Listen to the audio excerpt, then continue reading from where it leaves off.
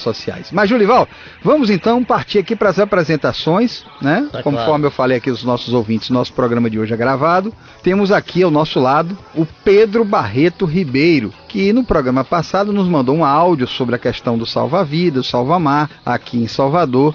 E eu achei assim um tema muito interessante, um tema muito vasto, um tema inclusive que nos preocupa a todos. O Pedro Barreto Ribeiro é diretor de comunicação e imprensa da ABASA, ou seja, da Associação Baiana de Salvamento Aquático, e também do SINCEPS, que é o Sindicato de Servidores Públicos de Salvador. Pedro, seja bem-vindo, querido, bom dia. Bom dia, Marcelo. Bom dia, Julival. É um prazer estar aqui ao lado de duas potências da rádio, enfim, e poder expor também aí as deficiências e a guerra do dia a dia que enfrenta o salva-vidas da Salvamar em Salvador. Perfeito.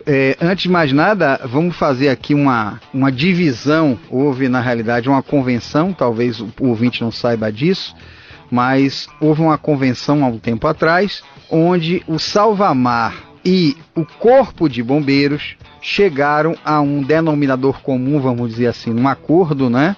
Se eu estiver errado, me corrija, Pedro, em relação a áreas de atuação. Então se convencionou que o Salvamar, responsável, que é de responsabilidade da Prefeitura de Salvador, fica na orla do Jardim de Alá até Ipitanga, tô certo? Essa é a prática hoje, inclusive é um acordo aí que a gente tem questionado porque os documentos legais não qualificam esse acordo como uma coisa verdadeira. Mas é o que acontece de fato hoje. É o que tem acontecido na cidade hoje. E o Corpo de Bombeiros então fica do Jardim de Alá para até a região de Paripe, ou seja, compreendendo a parte dali da Baía de Todos os Santos, não é isso?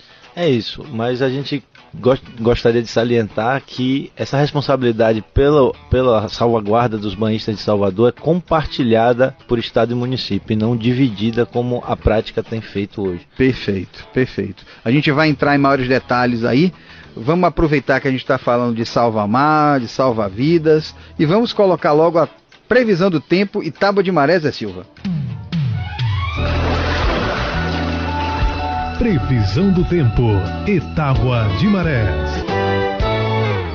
Pois é, maré morta, hein, gente?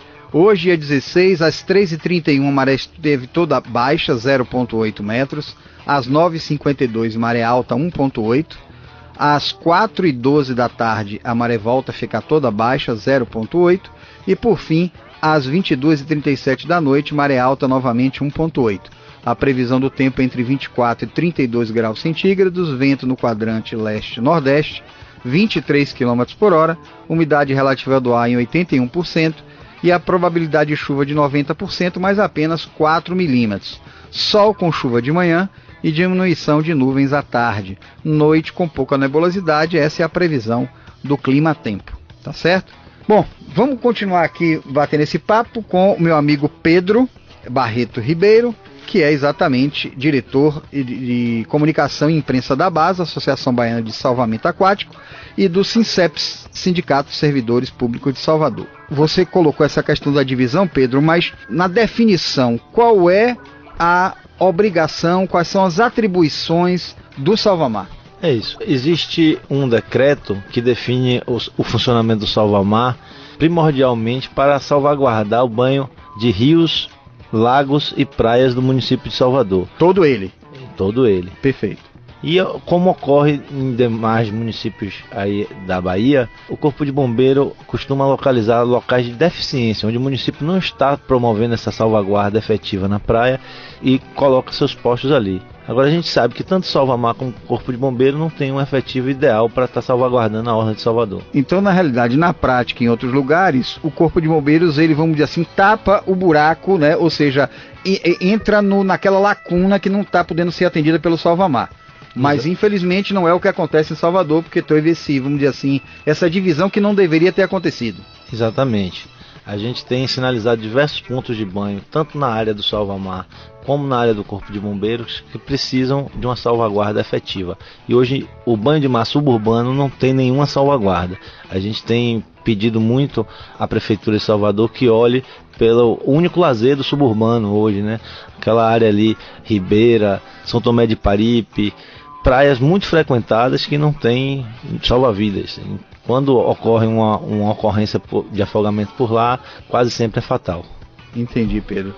Em relação à estrutura que o Salvamar detém, você me disse inclusive do ponto de vista de material humano, segundo aqui você me informou, em 2008, há cerca de 12 anos atrás, nós tivemos um concurso que absorveu 173 novos profissionais, não foi isso?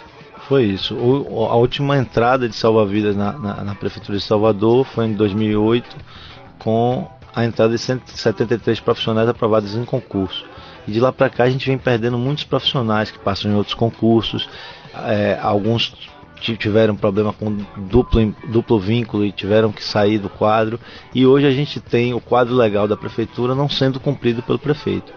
Você tem hoje mais ou menos quantos profissionais trabalhando nessa área, para você ter ideia? O portal da transparência dá conta de 239 profissionais, enquanto o decreto e a lei do município regem que no mínimo 280 profissionais deveriam estar dispostos na Prefeitura. Perfeito. Em termos de estrutura hoje, Pedro, eu falo de equipamentos. Você me disse, a gente estava conversando ali em off, que em 1990 Salvador atingiu o ápice do ponto de vista de estrutura de salva-mar, né? Estava na vanguarda em nível nacional. E de lá para cá veio decaindo. E hoje você me fala de uma carência muito grande de equipamentos, né? Para salva-mar. Que equipamentos a salva-mar tem hoje para poder prestar esse tipo de serviço, Pedro? Olha, o serviço na praia é prestado basicamente com salsichões, com as boias de resgate, né, chamados de life belts, e também as pranchas de resgate. Acontece que esse equipamento, quase sempre que é disponibilizado ao salva-vidas, vai deteriorado, ele não tem uma programação de manutenção e de recompra dele. E além disso, as modernidades não foram absorvidas pela Prefeitura. Exemplo é que o Ministério Público do Trabalho está sinalizando a necessidade de quadriciclos, de mais embarcações para salva-mar, e a medida foi paliativa, foi comprar um quadriciclo que a gente nota que só tem saído para fazer entrevistas com a imprensa. Então a gente não era para isso que a gente se queixava da falta do equipamento. Ô Pedro, vocês têm, por exemplo, quantas lanchas disponíveis assim, servindo a quantos postos, digamos? A gente calcula, né, pela problemática da situação, que deve ter algumas lanchas, alguns botes a remo, enfim, mais lanchas velozes, algumas dezenas de jet ski, né, porque estamos tratando de vidas humanas, né? Olha, a Salvamar dispõe de 2 botes em tamanhos diferentes, eles atuam com os mesmos motores, e 2 jet skis, e quase sempre a metade pelo menos desse equipamento se encontra danificado. Dificilmente está todo esse equipamento disposto lá para o salva-vidas. E uma outra crítica relativa a isso: esse equipamento só tem ido para eventos privados, exemplo de competições na beira da praia ou no mar, e quando ocorre um afogamento fatal, para busca. E o salva-vidas tem se queixado muito, que é um equipamento essencial para o dia a dia do salvamento e não para essas situações. Está vinculada a que secretaria da Prefeitura? A Salvamar é vinculada à CEMOP, a Secretaria de Ordem Pública. Quem é o secretário? É o secretário Felipe Lucas.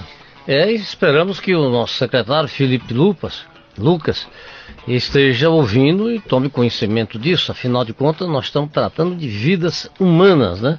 Aqui ouvindo o depoimento direto do coordenador de comunicação da entidade, portanto, é informação que deve ser absolutamente dado como correta, né? Não estaríamos aqui, evidentemente, dando esse espaço se também não tivéssemos ouvido pessoas outras que frequentam as praias, Marcelo. Eu tive a oportunidade de conversar com alguns surfistas e eles confirmam exatamente essa situação, e alguns até às vezes se dão ao trabalho de exercitarem aquilo para ajudar a salvar alguma vida. Eu pessoalmente, Pedro, você era um menino, se era nascido, mas na época de Itacimirim, ô Marcelo, eu presenciei centenas de vidas sendo resgatadas pelos surfistas, né? Naquela época a gente abrigava os surfistas lá em Itacimirim, e a vizinhança nos chamavam de que a gente estava protegendo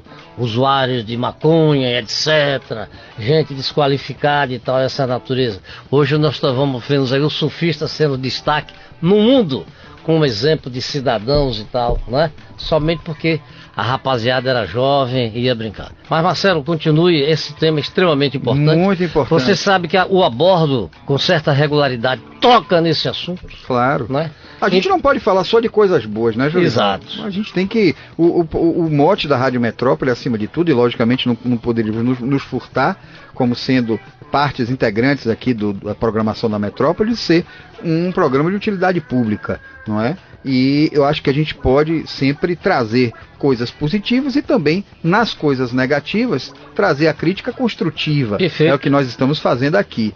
E eu queria aproveitar aqui o Pedro, que está conosco aqui, e perguntar, Pedro, do ponto de vista de números, né? Você estava colocando para mim ali em off as ocorrências, por exemplo, de 2019. Você pode dizer para a gente, em termos de atendimento, de mortes por afogamento? Em 2019, a Salvamar atendeu 1.050 ocorrências e teve um aumento em óbitos da ordem de 400%. Né? Eu vinha de 2018 com 2 óbitos por afogamento, em 2019 a gente teve 8 óbitos por afogamento, índice que parece que está se refletindo já em 2020. Né? Nós vamos aí para cerca de 211 registro de ocorrências e já temos um óbito, inclusive está desaparecido, esteve desaparecido. Né? Me diga uma coisa, Pedro, em relação ao tempo, né? O corpo sumiu, houve o afogamento e desapareceu o corpo. Normalmente, em quanto tempo esse corpo ele reaparece, ele surge para efetivamente ser resgatado? É isso, a gente tem um tempo médio de 48 a 72 horas para esse corpo estar emergindo por gases e livores que acontecem no corpo humano depois do óbito. Né? Às vezes ocorre no dia seguinte aparecer por conta das forças das marés colocarem na beira da praia. Mas, assim, a média é em torno de 48 horas. A que você atribui, Pedro, a esse aumento significativo de afogamentos nesse ano de 2019? É falta de equipamento? É um aumento de pessoas na praia? É talvez falta de informação? A que você atribui isso? Eu acho que é a soma de todos esses fatores, né? A gente, pela parte técnica, a gente pode falar, a Salvamar hoje atua com um quadro deficitário, envelhecido, cerca de 30% do quadro de pessoal hoje tem idade avançada e já tem direito à aposentadoria especial, negado pela prefeitura esse direito, né? Se arrasta, estamos tendo que judicializar os pedidos de aposentadoria por conta das constantes negativas. E aliado a isso, a falta de equipamentos, a falta de tecnologia, né? A tecnologia avança e o Salvamar está parado no mesmo lugar. Mas ainda temos também, depois da retirada das barracas, o banho de mar teve uma queda, né? Teve um momento aí que a cidade deixou de ser procurada pelo banho de mar. Mesmo sem estrutura na praia, o banho de mar voltou à tona, o turismo está crescente, está em alta, então a gente está percebendo uma grande procura do banho de mar, né? Também a crise leva a pessoa que não tem dinheiro a procurar o único lazer gratuito, né? O único lazer do pobre é a praia.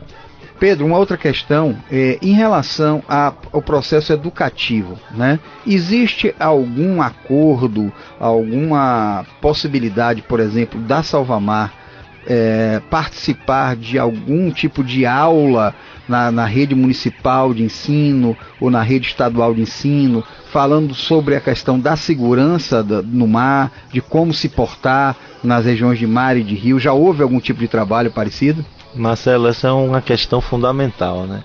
A gente deveria trabalhar mais com a prevenção do afogamento do que com o resgate. Isso é um fato.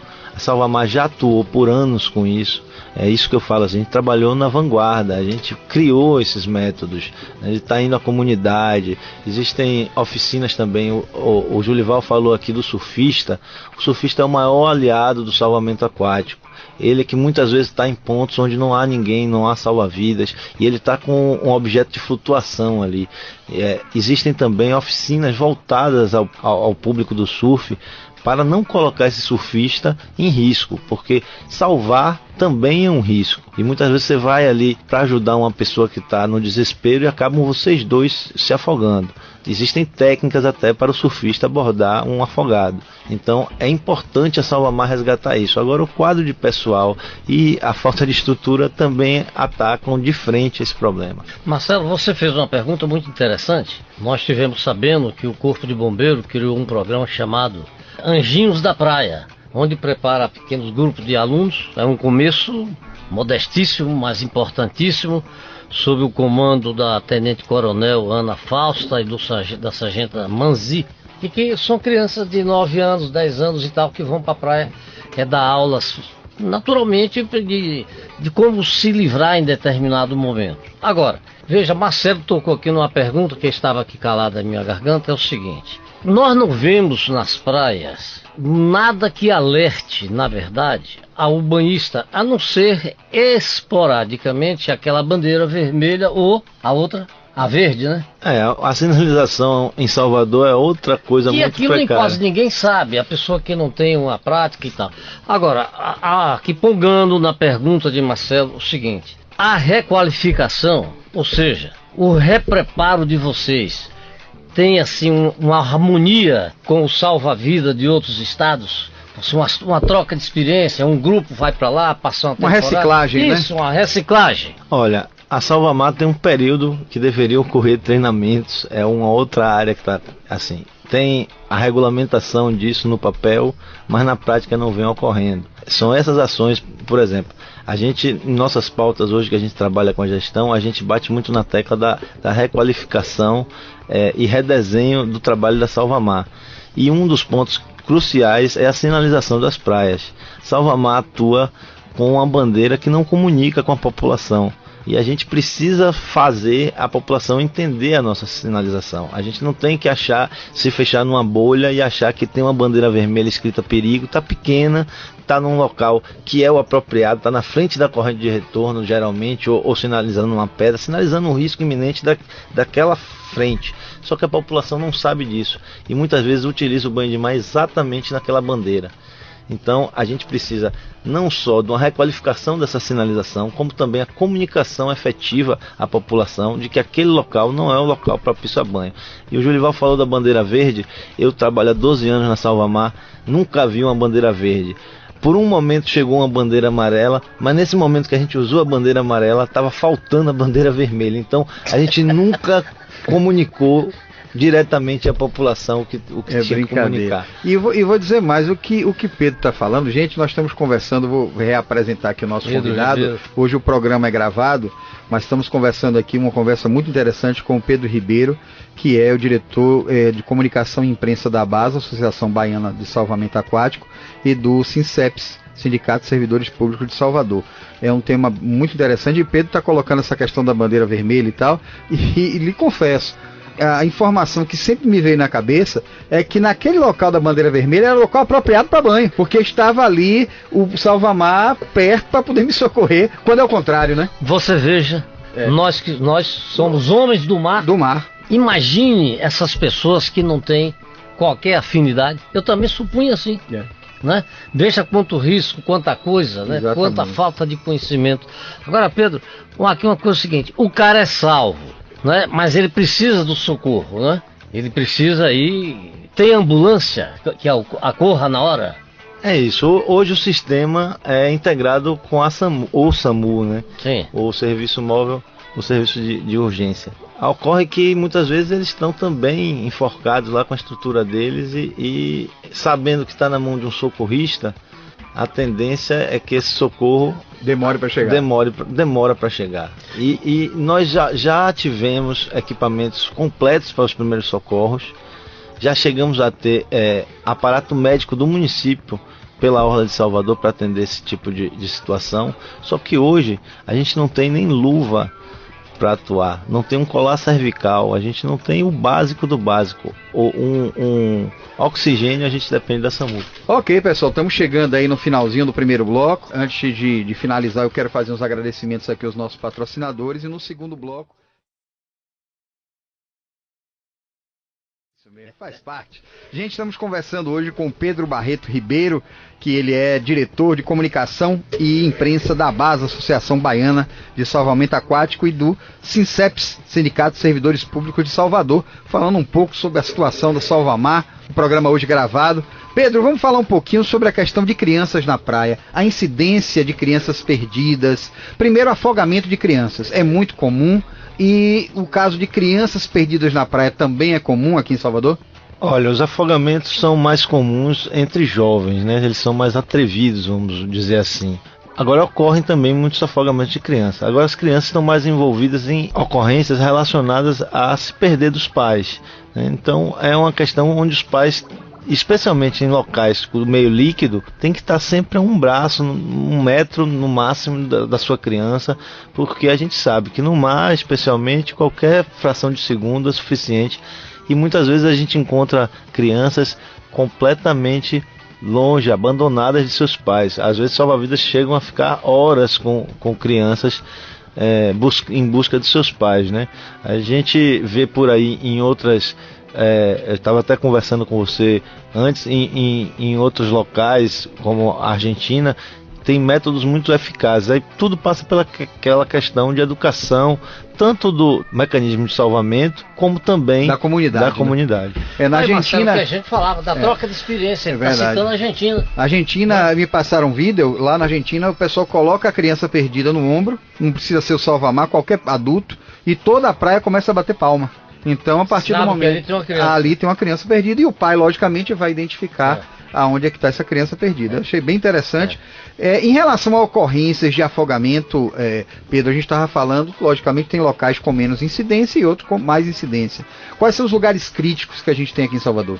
A gente tem a praia de Piatã e a praia de Jaguaribe hoje como campeã nas ocorrências de afogamento, né? A praia de Piatã, especialmente, é uma praia que engana muito, porque ela geralmente tem uma proteção de pedras ali, e a formação de banco de areia, o relevo dela engana muito. Pouco ondulado, né? Você vai pelo banco de areia, sobe pelo banco de areia, a corrente te joga para o lado, ou a maré sobe, e a gente tem um mote no salvamento aquático que água no umbigo é sinal de perigo. Isso. Então a gente recomenda ninguém passar da linha da cintura no mar, é uma recomendação. Isso por conta da própria tração da pessoa com o solo, né? Quando essa água passa da cintura, a pessoa não tem tração suficiente para voltar andando. Ela vai depender da natação, e se ela cai numa corrente de retorno, é um sufoco. Ela tem que pedir por ajuda muitas vezes.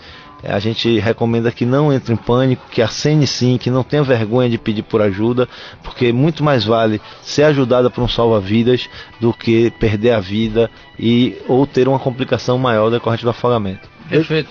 Marcelo, eu naquela investigação, né, que a gente fez junto a alguns surfistas, eles nos mandaram, né, um vídeo mostrando o estádio daqueles... Os postos, né? Os postos, exato. Rapaz, é uma coisa lastimável. Famílias dormindo dentro, a falta fezes, de higiene, né? Fezes. Quer dizer, é uma coisa lastimável. O secretário Felipe Lucas, certamente Vossa Excelência não está a par dessas coisas. É possível, secretário, sabemos que não é fácil, não é? Sabemos que não é fácil, mas para isso é que nós temos a nossa representação, nós temos nossa Câmara de Vereadores.